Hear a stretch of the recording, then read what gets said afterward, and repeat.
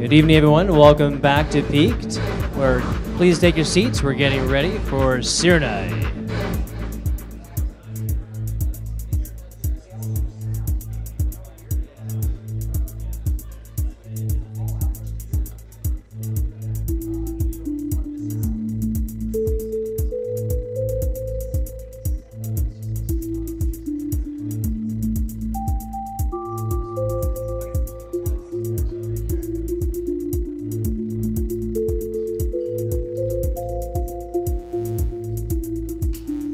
Wonderful performance by Nathan Moody of Obsidian Sound, and we're getting ready for CYRNAI's performance. And she has a catalog of music that could be considered an institution of music.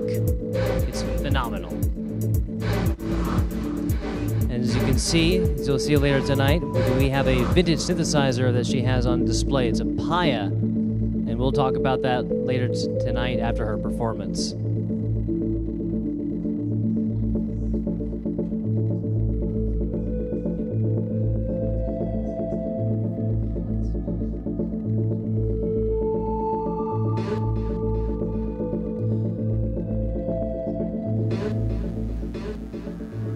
Everyone give a warm welcome to CYRNAI.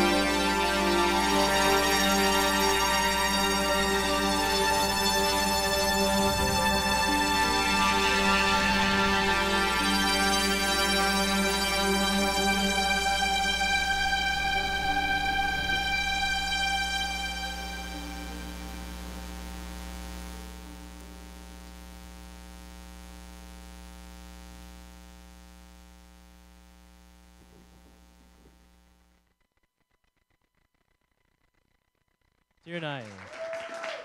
CYRNAI, everybody.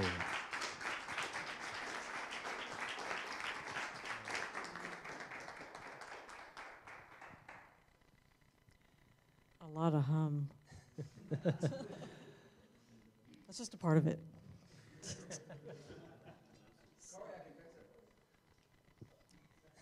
Thank you, Nathan. The intention's there. Carolyn, thank you so much for coming out and playing tonight. Thank you. It was great being here. And sorry I had to deal with the traffic. I know it was an ordeal.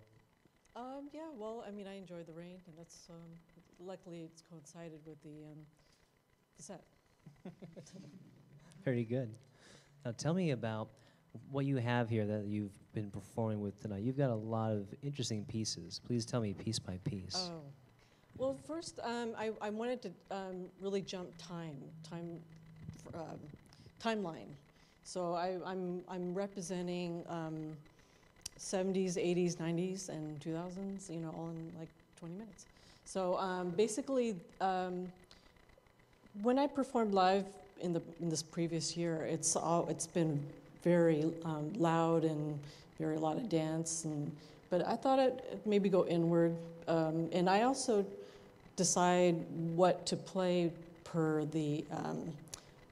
I look at the space, so it seemed like this more intimate space. So I wanted to have it more. I chose instruments that reflected memories from the past, and the fact that it's raining also is reflective of these layered memories. So I chose for this time, this season as well, the memories of my father's drum machine, and he built this in 1975, and I was 9. And so it's this kind of broken down synthesizer is the matching Paya that he built also. He also built this analog delay. So it was kind of a resuscitation of this drum machine, which I have not plugged in with this analog delay since the 80s. So tonight was the first time, well, let alone performing it, but maybe in the last couple of days, I actually plugged it in, and it actually sounds pretty good. So, and since, I mean, the fact that it hasn't been on for that long, it actually works really well. Like, it's almost like time didn't pass, and you just plug it in. And actually sounds really good. The way it did when I used it on my first album, Chart Blossoms, and this is how it was configured. It's just like these two. And he actually built these as a hobby, like a do-it-yourself. And then I just found it in the living room. He had a 4-track in the living room, reel to reel. It just happened to be all there, and that's how I just discovered it. I mean, I'm more of a visual illustrator writer, so to me, everything is always intersecting all the time. I'm never categorizing, okay, I'm in like this recording mood or art mood or anything. Like, it's always crossing over all the time. And I'm also, I just developed at that time, and there was probably like no female artist that I know of, like who's doing electronic music solo.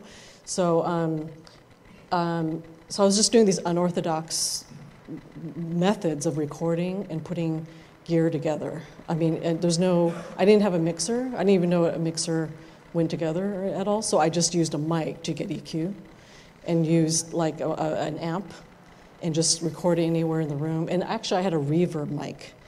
A realistic reverb mic. And so anyway, this I found recently in the last year or so. My mother said she was throwing away my father's junk. And it was in the shed. I'm like, my father's junk. Wait, hold on. And I actually stopped it because it was going to all be dumped in the garbage. And I found all kinds of like, I could have a museum right now. I mean, there was like a Bell monitor, and it was like, this thing you plug into the TV, it would have this effect for TV video at the time, in the 70s. And he was like a total, like an audiophile. And so, one night I just heard this voodoo drum thing in my bedroom, and he was building this drum machine. And I mean, this is talking about 1975 or 76. And then for some reason it lasted all these years. And by the time I was a teenager, I started recording, like my first album is totally experimental, what you call it today.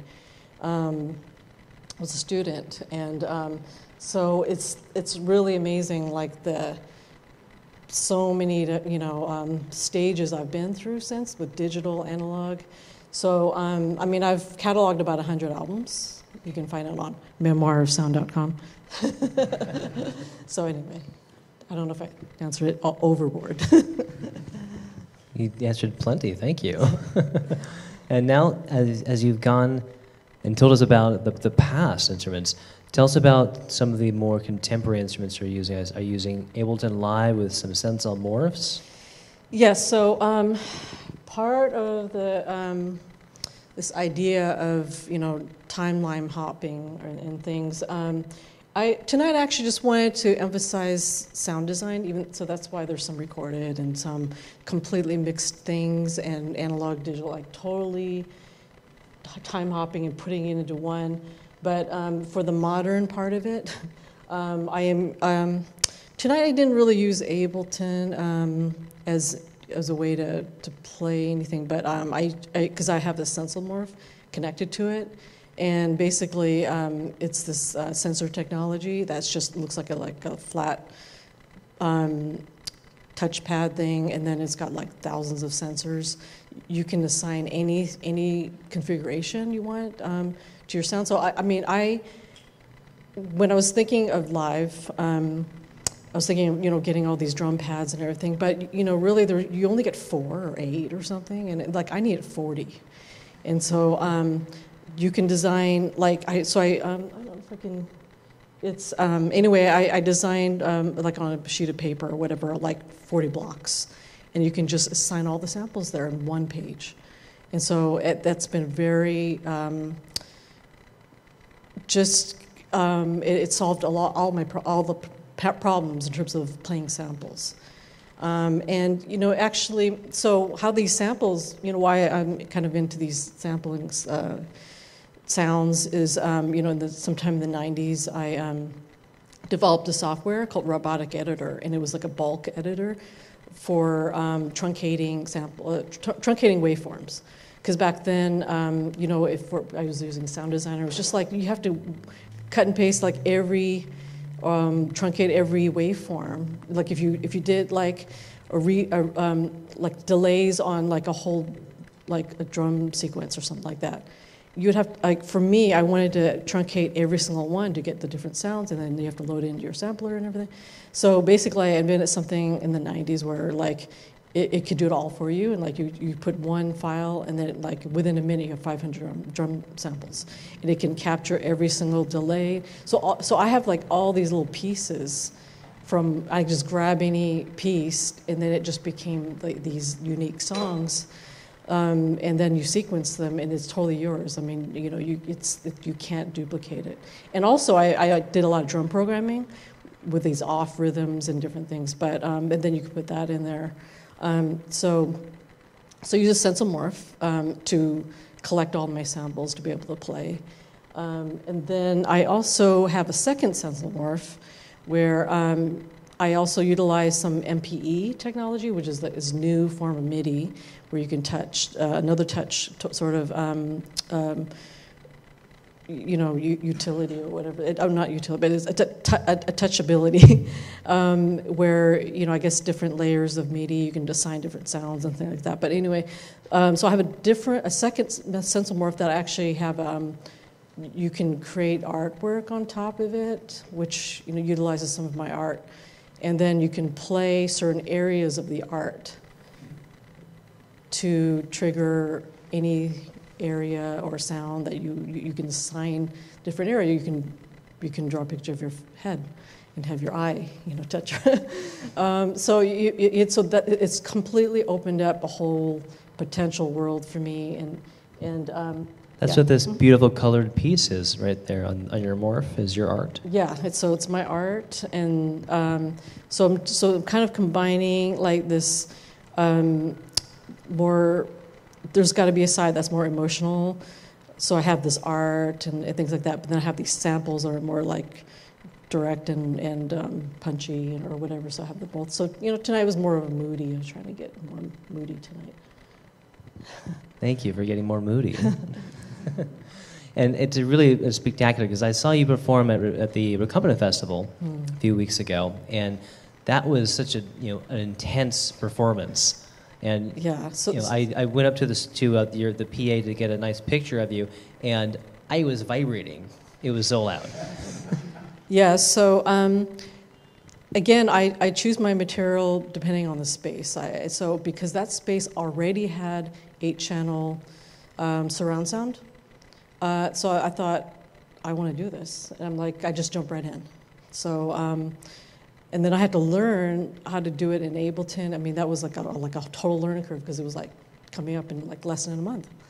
So I thought, okay, well, how about, I think 4 would be better because it gives an illusion of surround, like 8, I mean, so I would say that I explored 3D sound, 3D audio in the 90s also, and I couldn't get enough speakers. I didn't understand. So a lot of my material is actually headphone based. You can, for 3D. So I studied that part of it. So I understood about 3D sound. And so when I used surround, it wasn't like a surprise or anything like that. I knew what I wanted. I wanted it. So, but in that performance, I also utilized field recordings, and there was a section where there were Hong Kong tear gas. I was actually there, and I recorded it myself, and I videotaped everything. So I use every field recording, every sound I do is I sound design everything. So I put in each speaker, like a part of, voices or pops and, sirens or whatever in each one, and it feels real, So I utilize whatever is in the space, and then usually my work is very heavily drum. As you heard, and I figure if I can't blow people's ears out, I can blow them in with a little hum. So. Blow them in. Thank you. I like that. And do we have any questions from the audience about CYRNAI's set tonight? Yes.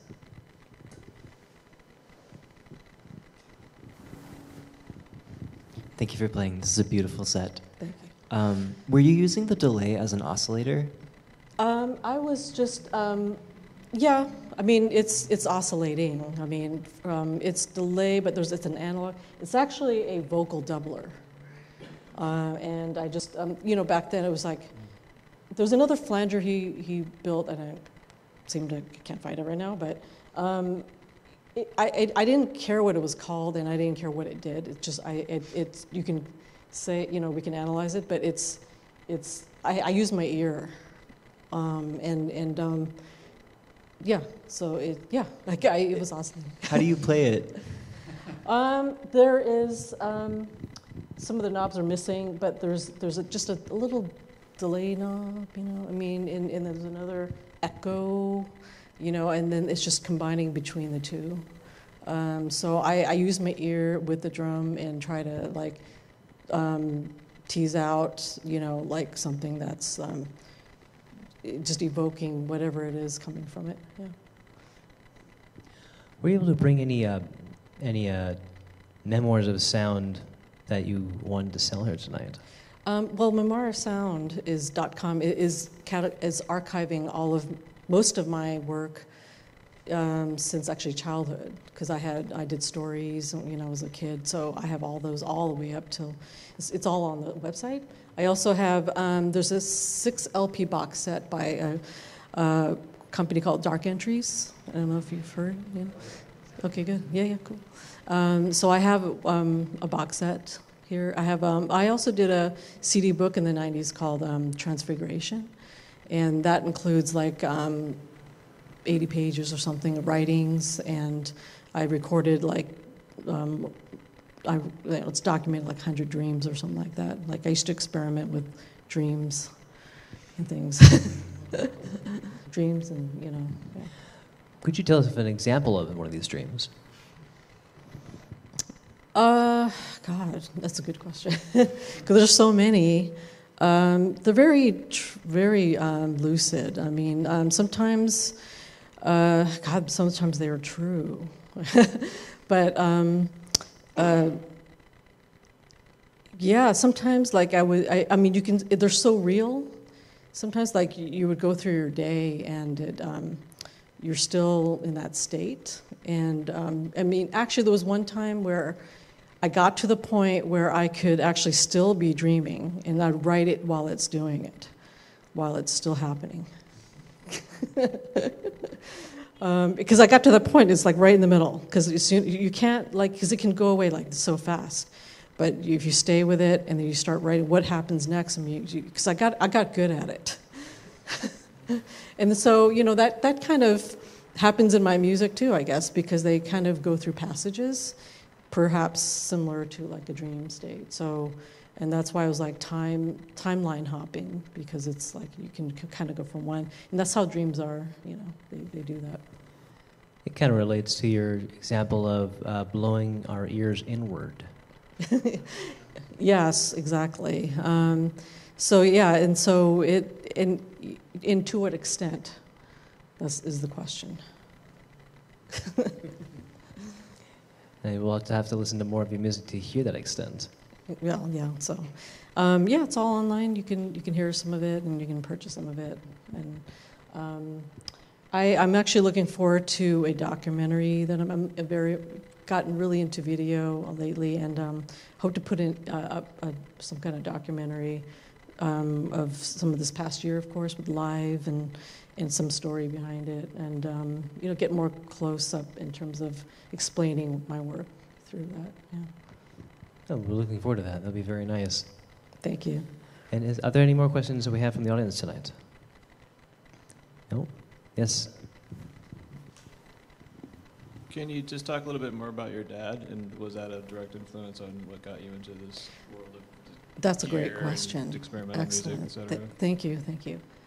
Yeah, so he's like a first generation Hong Konger, and so I think he designed, I don't know, maybe he used machine language or something, but he was designing systems for banks. He was a system analyst, and I used to go into his work, and he would have these big tapes, like big huge storage, probably half K, very, in the 70s. And so it's just his hobby to do these, these designing these. And I really don't know what they were for, but he was basically like a programmer.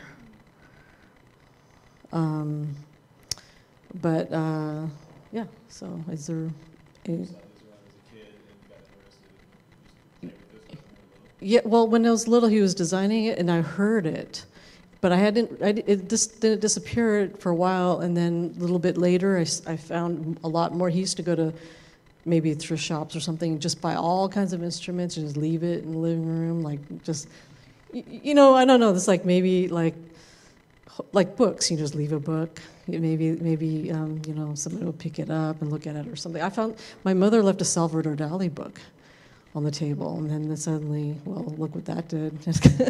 So, yeah, so he was an audiophile more, and he had these, I don't know what you call it, quadraphonic speakers or something, because they had these cones, and they would be like in all the 4 different, I mean, they already had that back then, and now, I think it's kind of this resurgent where, we're kind of returning all that.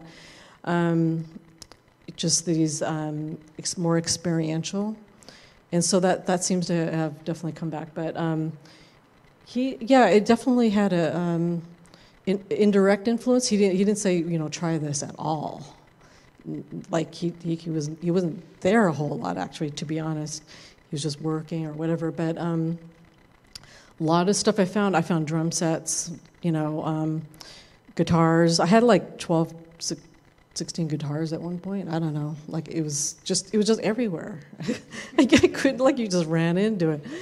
And then I just I didn't know just explaining, I didn't understand multi-tracking or anything, so I just used tape recorders.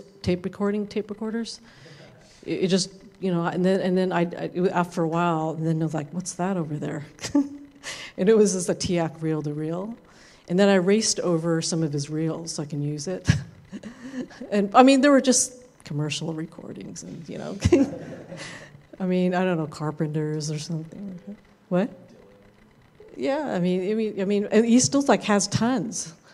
So yeah, it's mostly about this found. It became that's how I understood found sound, because I found all these things. But also as an art student, I mean, I went to art school, so and I kind of lived in the space which I had access to. Believe it or not, it was a theater. I lived right out my door was a acting theater.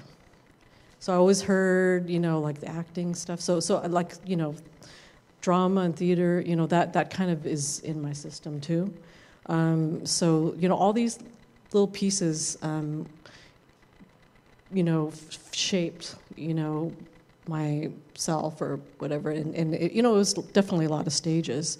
I am gonna also have at least 50 diaries. That's unknown yet. It's already edited, and so I think that's going to be another focus too. And it's all timelined. It's already done. So, and I travel a lot and things like that. So it's kind of like this exploration. Yeah. So I think music coincides with your personality, your life. That's how I see it, and it's a lot of it's a diary to me.